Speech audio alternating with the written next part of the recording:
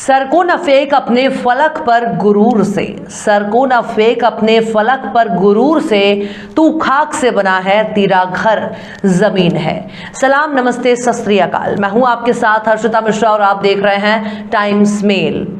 विनायक दामोदर सावरकर यानी तथाकथित वीर सावरकर, किसी के लिए वीर तो किसी के लिए अंग्रेजों का चमचा। कुछ लोग सावरकर को क्रांतिकारी मानते हैं तो कुछ लोग माफी वीर, लेकिन संघ और बीजेपी सावरकर को वीर मानते हैं और उनकी तारीफों के कसीदे भी पढ़ते हैं। यह भी माना जाता है कि सावरकर ने ही हिंदू राष्ट्र की कल्पना को जन्म दिया था और हिंदुत्व पर उन्होंने एक किताब भी लिखी।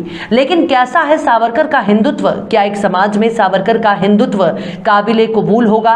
क्या सावरकर के हिंदुत्व का मतलब हिंदू धर्म से है? क्या सावरकर के हिंदुत्व में अल्पसंख्यकों खासकर मुसलमानों और ईसाइयों के लिए कोई जगह है? आखिर सावरकर के हिंदुत्व में क्या आज का भारतीय समाज फिट बैठता है? आखिर महात्मा गांधी और सावरकर के कैसे ताल्लुकात थे? क्या आगे चलकर महात्मा की जगह पर सावरकर को राष्ट्रपिता बनाया जाएगा? बताएंगे आपको और भी बहुत कुछ।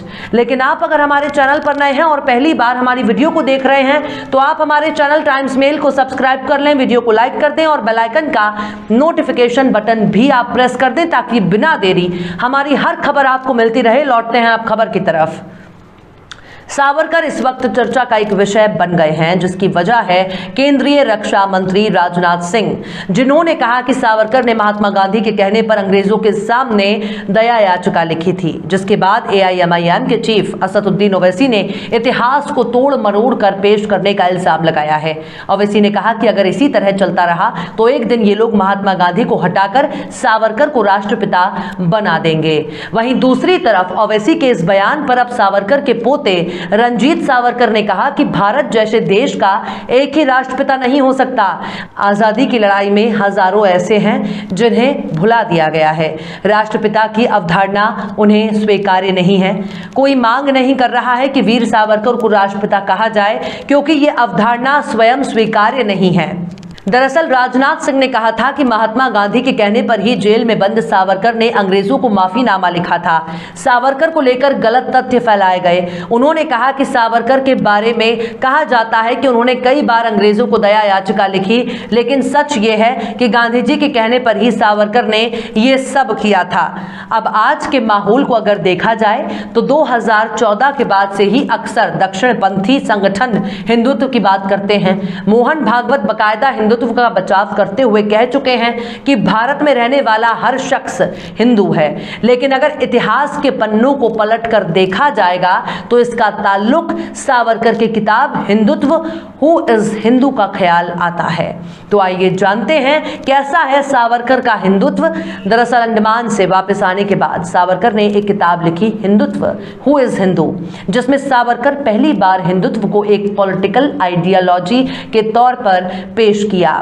पत्रकार निलंजन मुखोपाध्याय ने साल 2019 में BBC को अपने एक इंटरव्यू में बताते हैं कि हिंदुत्व वो एक राजनीतिक घोषणा पत्र के तौर पर इस्तेमाल करते थे। हिंदुत्व की परिभाषा देते हुए वो कहते हैं कि इस देश का इंसान मूलतः हिंदू है। इस देश का नागरिक वही हो सकता है जिसकी पितृभूमि, मातृभूमि और पुण्य भूमि यही हो। सावरकर लिखते हैं कि पितृ और मातृभूमि तो किसी की हो सकती है, लेकिन पुण्य भूमि तो सिर्फ हिंदुओं, सिखों, बौद्ध और जैनियों की हो सकती है। मुसलमानों और ईसाइयों की तो ये पुण्य भूमि नहीं है। इसके साथ ही सावरकर के हिंदुत्व की परिभाषा में कहा है कि मुसलमान और ईसाई तो इस देश के नागरिक कभी हो नहीं सकते। ऐसा सिर्फ एक सूरत में वो हो सकता है अगर वो हिंदू बन जाएं। पत्रकार निलंजन मुखोपाध्याय कहते हैं कि सावरकर इस विरोधाभास को कभी नहीं समझ पाए कि आप हिंदू रहते हुए भी अपने विश्वास या धर्म को मानते रहे। हिंदुत्व शब्द के प्रवर्तक यानी सावरकर की खान पान की आदतों की बात की जाए तो उनको खाने पीने से कोई दिक्कत नहीं थी, मतलब कि वो शाकाहारी और मांसाहारी में बिल्कुल भी विश्वास नहीं करते थे और बिना मांस मछली के उन्हें खाने में कोई मजा ही नहीं मिलता था। BBC हिंदी ने 13 अक्टूबर 2021 के अपने ताज़ा अपडेट में बताया है कि अक्टूबर 1906 में लंदन में एक ठंडी शाम चितपावन ब्राह्मण विनायक दामोदर सावरकर इंडिया हाउस के अपने कमरे में झींगे मुर्गे यानी प्रॉन तल रहे थे। सावरकर ने उस दिन एक गुजराती वैश्य को दावत पर अपने यहां पर बुला रखा था, जो दक्षिण अफ्रीका में भारतीयों के खिलाफ हो रहे जुल्म से दुनिया को इस ओर ध्यान दिलाने लंदन आए हुए थे। दरअसल उनका नाम था मोहनदास करमचंद गांधी, यहां जो बाद में महात्मा गांधी और हमारे देश के राष्ट्रपिता कहलाए। गांधी सावरकर से कह रहे थे कि अंग्रेजों के खिलाफ उनकी रणनीति जरूरत से ज्यादा आक्रामक है। सावरकर ने उन्हें बीच में टोकते हुए कहा था, चलिए पहले खाना खाइए। बहुचर्चित किताब the RSS icons of the Indian right लिखने वाले नीलांजन मुखोपाध्याय बताते हैं, उस समय गांधी महात्मा नहीं थे, सिर्फ मोहनदास करमचंद गांधी थे। तब तक भारत उनकी कर्म भूमि भी नहीं थी। जब सावरकर ने गांधी को खाने की दावत दी तो गांधी ने यह कहते हुए माफी मांग ली कि वो ना तो गोश्त खाते हैं और ना मछली, बल्कि सावरकर ने उनका मजाक भी उड़ाया कि कोई कैसे बिना गोश्त खाए अंग्रेजों की ताकत को चुनौती दे सकता है। उस रात गांधी सावरकर के कमरे से अपने सत्याग्रह आंदोलन के लिए उनका समर्थन लिए बिना कुछ खाए खाली पेट बाहर निकले थे।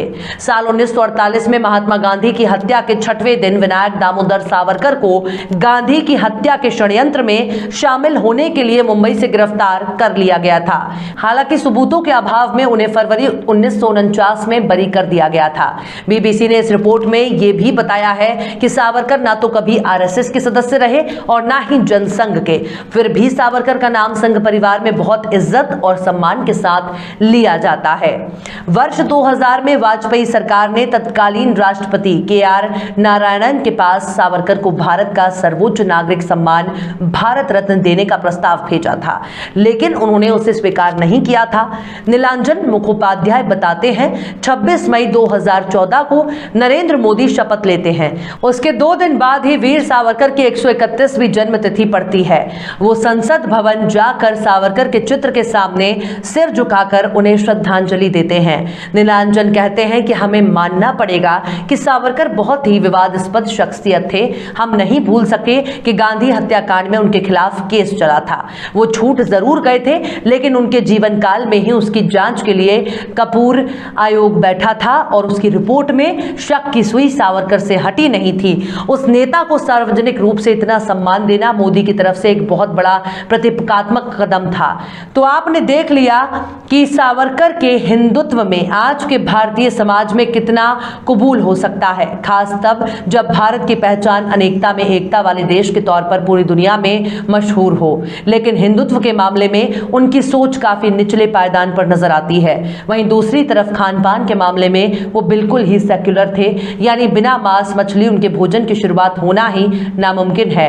इससे पहले वाले एपिसोड में हमने आपको बताया कि सावरकर माफीनामा लिखकर भी कितने बड़े वीर बन गए हैं।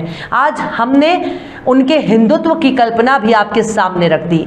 एक बात और जो सबसे अहम, हिंदू धर्म अपने आप में विशाल और महान है।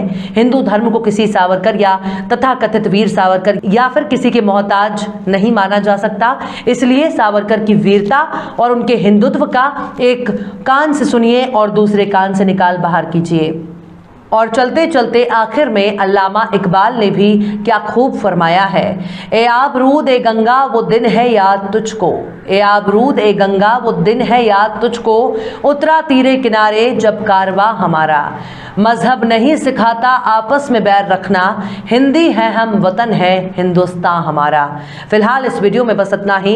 ये वीडियो आपको कैसा लगा कमेंट बॉक्स में आप जरूर बताइए। वीडियो पसंद आए तो लाइक करें। हमारे वीडियो लिंक को फेसबुक, ट्विटर, व्हाट्सएप पर अपने रिश्तेदार यार दोस्तों को भी शेयर करें और बेबाक निष्पक्ष स्वतंत्र पत्रकारिता को सपोर्ट करने के लिए आप हमारे यूट्यूब चैनल टाइम्स मेल को जरूर सब्सक्राइब करें और हाँ, बेल आइकन की घंटी वाली बटन आप जरूर दबा दें ताकि आपको हमारे आने वाले नए वीडियो की नोटिफिकेशन फौरन ही मिल जाए। फिर मिलते हैं किसी और वीडियो में एक नई खबर के साथ। हर्षिता मिश्रा को दीजिए इजाजत। जय हिंद। तो देख लिया आपने हमारे इस वीडियो को। हमें उम्मीद है कि आपने हमारे वीडियो को लाइक किया होगा और दूसरों को भी शेयर किया होगा।